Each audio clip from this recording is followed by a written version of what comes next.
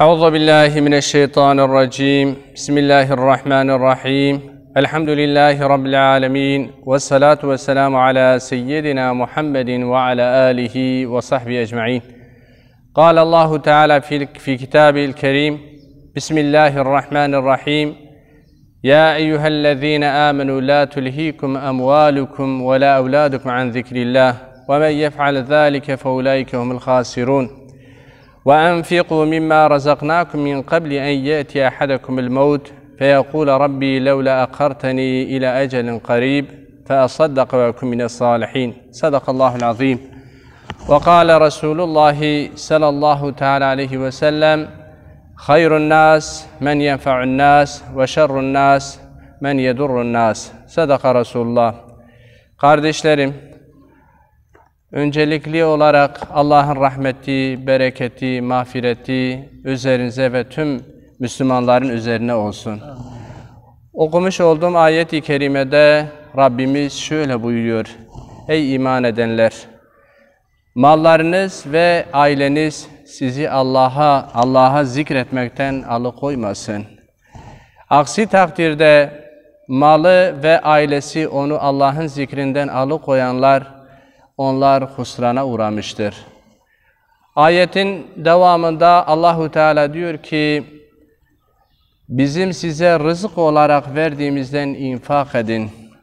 Sonradan dersiniz ki keşke biraz daha dünyada kalsaydım, sadaka verseydim ve salihlerden olsaydım. Değerli Müslümanlar, Allahu Teala sürekli iyilik yapmayı, iyilikte bulunmayı biz Müslümanlara emreder. Peygamber sallallahu aleyhi ve sellem de okumuş olduğum hadis-i şerifte şöyle buyuruyorlar: en hayırlı insan, insanlara faydası dokunan insandır. En zararlı insan, en kötü insan ise insanlara zarar verendir. Peygamber sallallahu aleyhi ve sellem bir gün Ashab-ı Güzin'le otururken onlara infaka ve tesaddukta bulunmayı tavsiye eder ve öğütler ve bundan bahseder. Sahabe-i kiram sürekli Peygamber sallallahu aleyhi ve sellemin ağzından ne çıkacak, hangi öğütlerde bulunacak, hangi tavsiyelerde bulunacak diye sürekli Peygamber sallallahu aleyhi ve sellemin mübarek ağızlarına bakardı. Ve bunu söylemekle beraber Peygamber sallallahu aleyhi ve sellem infak ayetlerini okudu ve ahirette mükafatlarından bahsetti ve dünyadaki belaların definde, yani belaların def edilmesinde sadakanın ve zekatın ne kadar etkili olduğundan bahsetti. Ve Ashab-ı Güzin'e şunu dedi: kim Allah rızası için infakta bulunabilir, imkanı nispetinde. Ve bütün sahabiler imkanı nispetinde infak etmek için gayret ettiler. Ve o gün Hazreti Ömer radıyallahu anhu çok sevinir. Çünkü o esnada kendileri der ki, ben o gün imkanım vardı, elimde mal vardı. Ve herkes elinden geldiğince infak etmek için çaba sarf eder. Ve Hazreti Ömer radıyallahu anhu diğer 4 büyük halife gibi iyilik noktasında çok gayretli bir insandı. Ve diğer sahabilerden özellikle iyilik noktasında Hazreti Ebubekir'e yetişmek isterdi.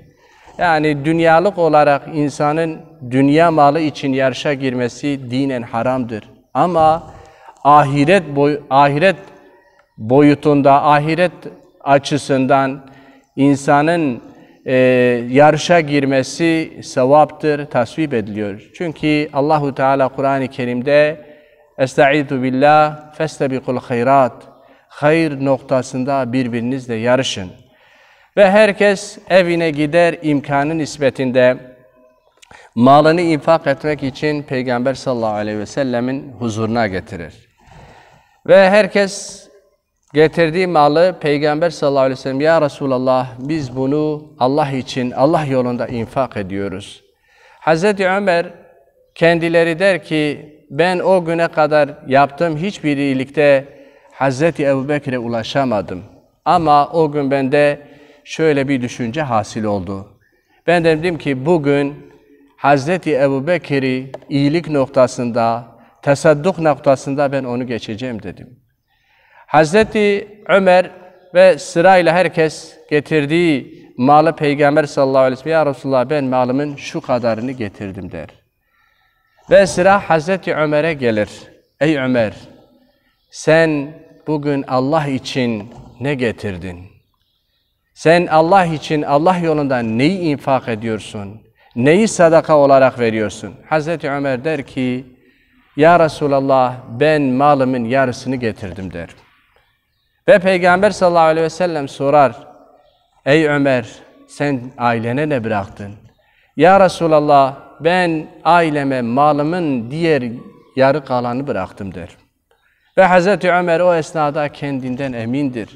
Bugün en büyük infakı, en büyük sadakayı ben verdim diye kendinden emindir. Hiçbir şüphesi yok. Hazreti Ebu Bekir, sıra Hazreti Ebu Bekir radıyallahu anhu'ya gelir. Ve Peygamber sallallahu aleyhi ve sellem der ki, ey Ebu Bekir sen ne getirdin der. Ya Resulallah ben malımın tümünü getirdim der.